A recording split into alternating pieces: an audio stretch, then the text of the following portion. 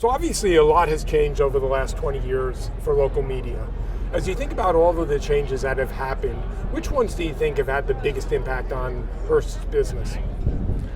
Well, obviously the fragmentation of the audience, the competition for time for the consumer is probably the most dramatic.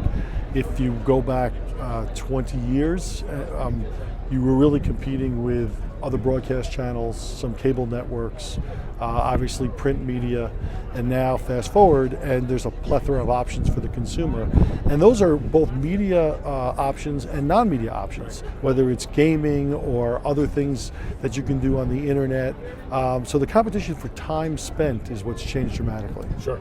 So what has that meant in terms of, if you think about the consumer transition from a TV-centric world to a device-centric world, what has that meant for Hearst from a strategy perspective?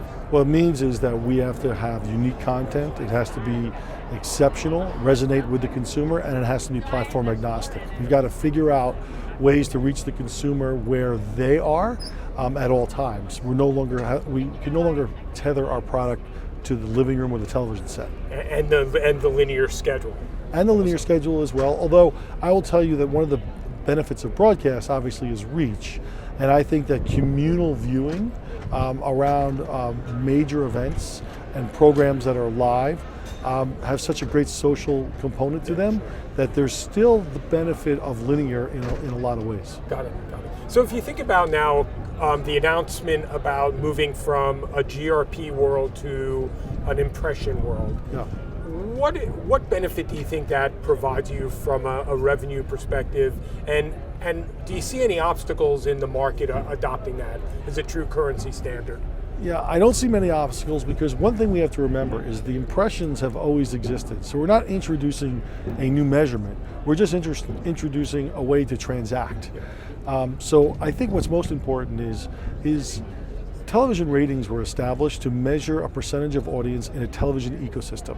Coming back to my earlier comment, because our audiences are now being reached on multiple platforms, that rating method is just too narrow. Yep. We've got to talk about total audience reached impressions across all these devices and add them up. I think it's actually a more fair representation of the reach of the broadcaster. Got it. So as you think about the next 5 years, what excites you about the position that Hearst has in the marketplace? Oh, I think what excites us is the fact that the consumer has a voracious appetite for local news. They have a loyalty to brands that are part of their communities.